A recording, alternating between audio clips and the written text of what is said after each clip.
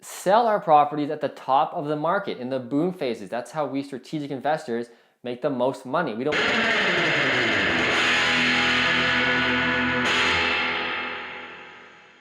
Hey, this is Matt Pichet, the Fruitful Investor and your investing coach. And today's video is about, will a Toronto and Kitchener and Waterloo housing bubble affect real estate investors? There's a lot of talk right now about a housing bubble. Prices are increasing incredibly quickly. First-time buyers are acting extremely stupid and bidding on properties way over market value. So the science and the stats is pretty clear that we're pushing housing bubble territory, if not yet already, okay? So what happens if a correction does come? And at this point, it's not really a matter of if a correction comes, it's a matter of when it's gonna come and how hard it's going to hit. There's always a correction after a boom phase, okay? So just make that clear. This isn't anything new, this isn't anything different. History always repeats itself pretty much the exact same way in the financial markets. There's always a correction after a boom. So when it comes, how is it gonna affect real estate investors, and is it gonna affect real estate investors, okay?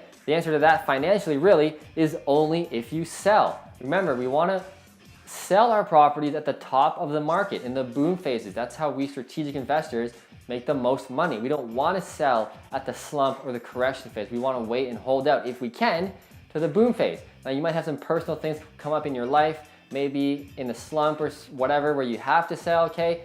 That's not good. We wanna be strategic and have plans in place, have maybe money in place to hold out through a slump or a correction. So, quick answer is, if a slump does come, it's only gonna affect you if you sell. The benefit of long-term real estate is we can just kind of ride out the crappy times and wait for better times. That's the benefit we have, okay?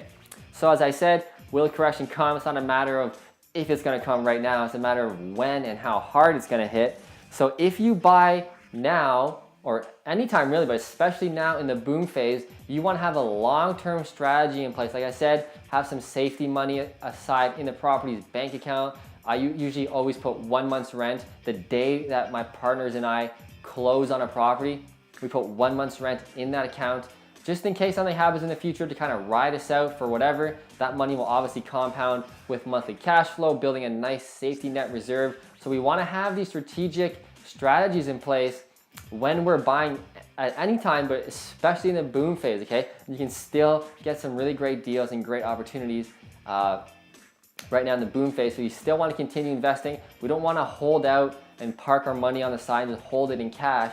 We always want to be in the market. Historically, you will always win. Even if you buy at the top of the market and the next day it crashes, okay?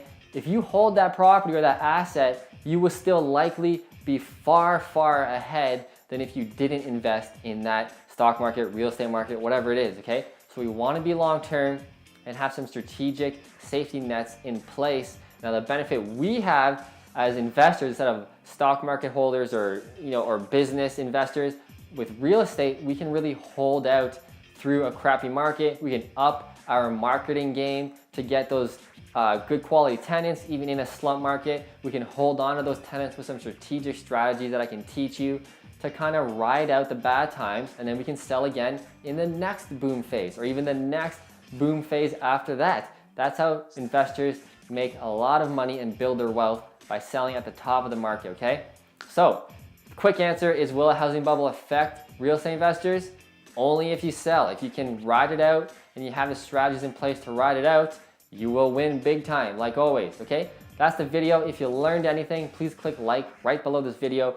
And don't forget to subscribe so you get more of these awesome real estate and financial tips every single week. See you in the next video. Put your money in that real estate.